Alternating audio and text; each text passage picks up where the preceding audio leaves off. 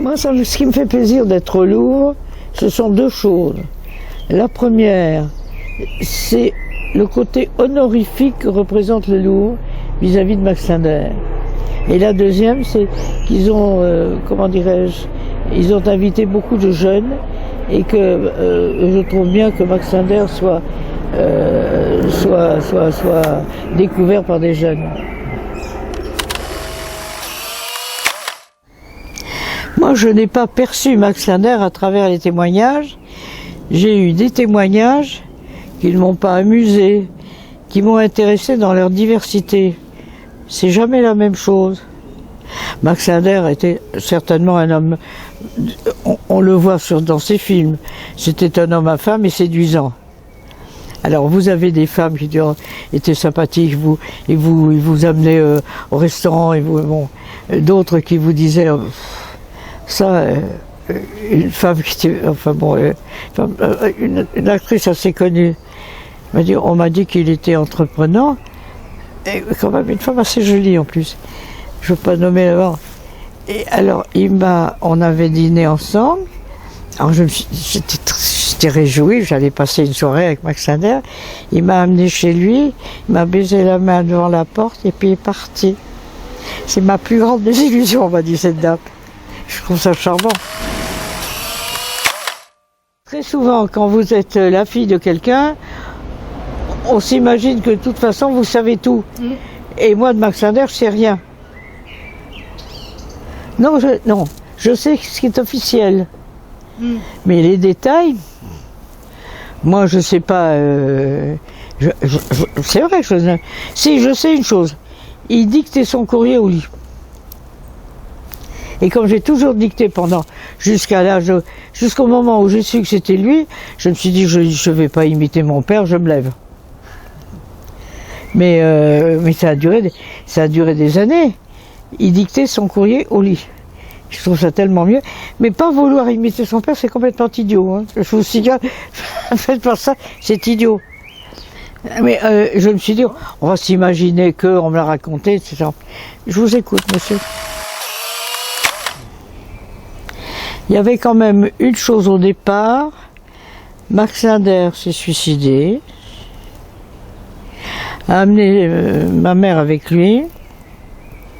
Donc pendant un certain temps, il s'était pas occupé de moi, je pensais pas avoir à m'occuper de lui. Car quand un père ne joue pas son rôle on ne prend pas son rôle de père, je pense que vous n'avez pas à prendre vous le rôle de fille. Jusqu'au moment où, je dirais pas par hasard, mais enfin, passer un film de Max Linder dans un petit cinéma qui s'appelait le Trianon à Versailles, et il y avait marqué 7 ans de malheur de Max Linder. Je dis, dans quelques jours après, alors, sans vous dire que j'ai fait des allers-retours, j'ai fait à peu près 2 fois le canal de Versailles, en me disant j'y vais pas, j'y vais, il s'est pas occupé de moi, je vois pas pourquoi je m'occuperais de lui.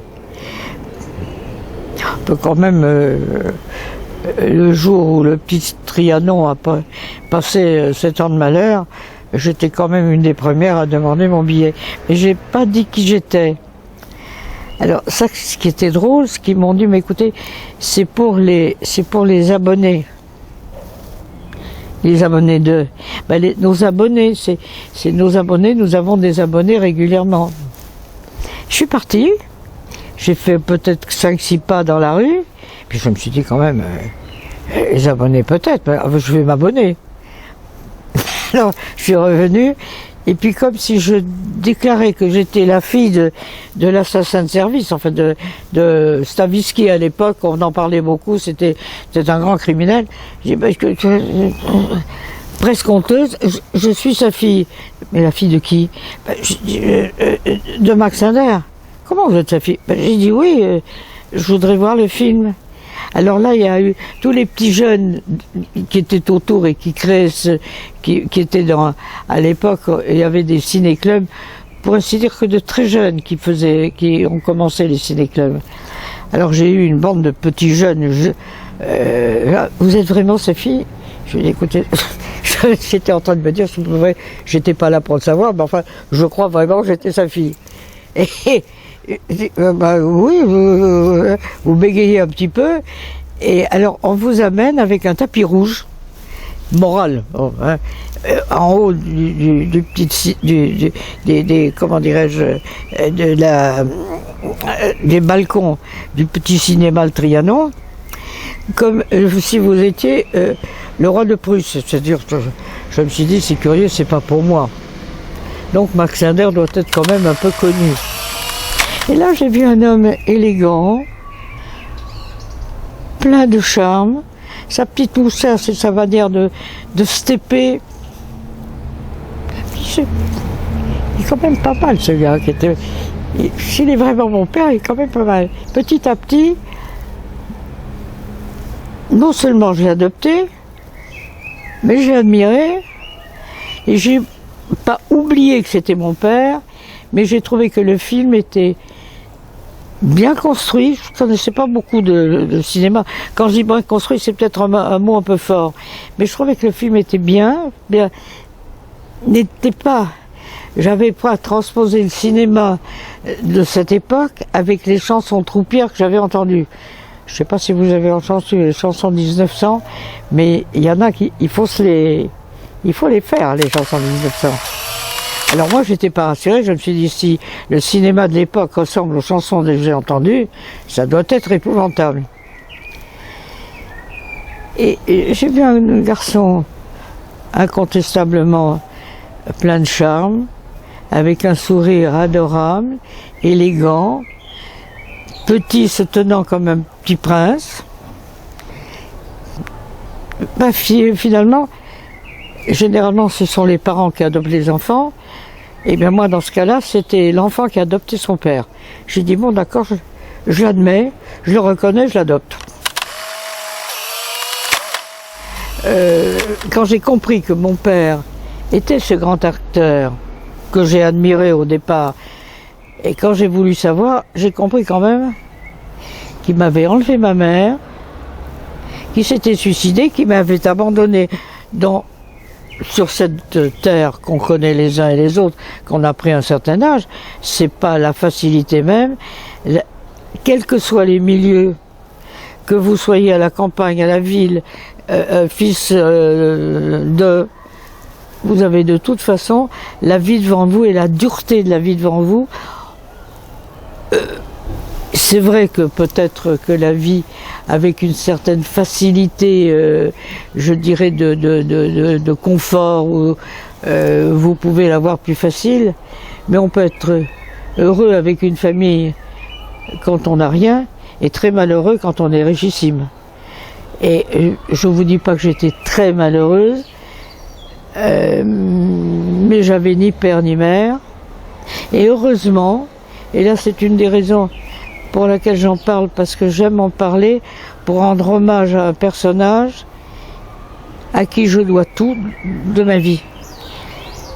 Mon père m'a séparé de ma mère dans des conditions effroyables, s'est suicidé lui-même, mais j'ai eu, grâce à une grand-mère qui avait mis une annonce, enfant difficile, cherche gouvernante capable de la maintenir. Ça, c'était moi. Bon, alors il y a eu, paraît-il, dont je me souviens pas, j'avais 4-5 ans. Et il y a eu une femme qui est arrivée, ma grand-mère donc me gardait, et qui a dit, écoutez madame, un enfant difficile, j'en ai pas peur, parce que pendant la guerre de 14, j'avais à tenir un régiment de mules.